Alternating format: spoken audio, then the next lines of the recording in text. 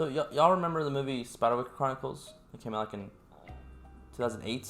That's what this is. Stop what you're doing because it's time for another review of a TV show with me.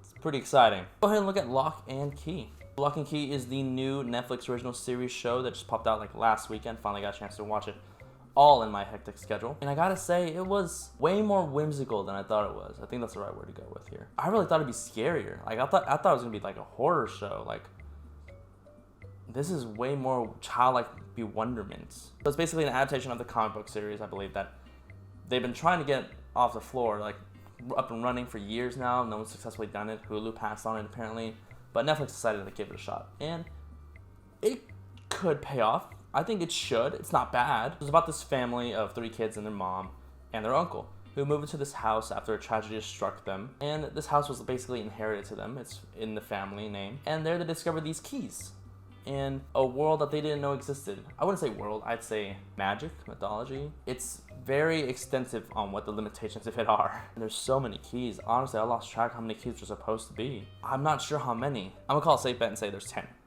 10, give or take 2. So it could be 12, could be 8. I'm gonna go with 10 as a safe bet. And what these keys do, they each do a different thing. They all have different powers, aspects. Some can change the way you look. Some can let you into your mind to see what memories you have. Some open doors to literally anywhere. Some let you float around as death, which there's a cliffhanger about that. Not a cliffhanger, it's a plot hole. There we go. There's a plot hole about that key. Y'all forgot about something here. For the better for the characters, but whatever. The characters. Let me talk about the characters here, okay? I want to talk about them because they're all idiots. Granted, they're going through a lot. Yes, I've been through loss and tragedy like they have. I've been through that kind of situation. However, if I found keys, I'm not going to act like a fool and use them for my own selfish reasons to make myself feel better, endanger everybody else around me, including my friends and my family, and literally the world. The only smart kid here is the little one. He's like, what, 10? Bodhi? Oh my god, he knows what's up. He knows what to do. Is it weird that children are not the smart ones here? They used to be the idiots. No, now it's adults who are the idiots. The mom, I still understand how adults don't remember magic in this show. And they never touch further on that. It's a whole debate. The 2 teenagers, Kinsey and Tyler. Now, I never read the comics. I don't know how angsty they're supposed to be, but pretty much very angsty in this show. Tyler's just a buffoon. Tyler blamed himself for a lot of it, and then he sabotages a lot of things, and then he just does things. It's like, bro, get your head together. You're the oldest. Figure it out. Like, get control of the situation, okay? Your little brother is finding these magical keys. Figure it out. Get your life together. Then Kinsey. Kinsey is the shy sister who doesn't really talk to anybody. Until all of a sudden she does something, and she can now talk to everybody. She's super confident, and we don't truly revisit that aspect. It's kind of a plot hole still. And I understand season 2 might be made. Hasn't been confirmed yet. So this could go all daybreak on us and get canceled, and we never get to know about these secrets, these plot twists. Let me go with the plot twist here. I saw a plot twist coming at the end. I saw it coming. There's no debate about that. It was obvious that it was going to come. But I will give them credit. They had a second plot twist. I almost didn't see that one coming. So kudos on that. Some of the characters are done justice. Some of the characters aren't done justice. And again, I'm fearful that we'll never find out because this show might get canceled just like Grey ones have. I'm talking about Daybreak. I will never forgive them for canceling that. Really wanted a second season, at least. But I will give them props when it comes to the fun of it all. This show is fun. It has a lot of fun moments where you see the potential of the keys. You see them messing around with the keys. Mostly Bodhi. He's the best. And there's a whole world of magic here that needs to be explored further on. I think for first season introducing it, it was done okay. It wasn't amazingly done, but it was done okay, you know? Just like, oh, here's the madness that can go on when you find these keys. And it was madness, all right. But going into the show, I had the idea that this is 10 episodes long. I'm going to assume right now that it probably could be 8 or 9 episodes, like 1 or 2 episodes shorter. And I was right. Of course, there's some unnecessary challenges for these characters. Just like, we don't need that, really. There's no real payoff there. And there are some actual fun characters that are just pushed to the side. Like, shoo. Don't need you anymore.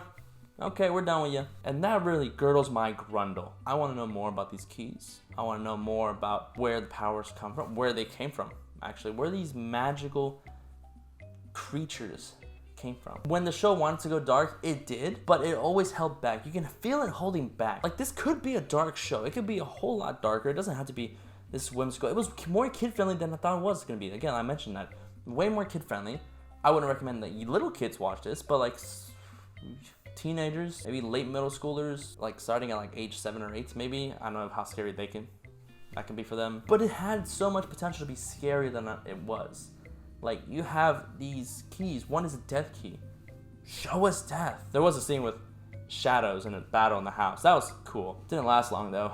CGI wasn't garbage. I'll give them that. Netflix got that on lock. CGI wasn't garbage. It was actually pretty decent. It was really entertaining. And the story, I didn't even mention the story yet. The story is both predictable and at times unexpected, but overall you can see where the development is going with most of the characters. Like, you get them all at the same place, they're all trying to move on, and then all of a sudden they're all in these different environments, they're all here doing things. You're just like, wait, what?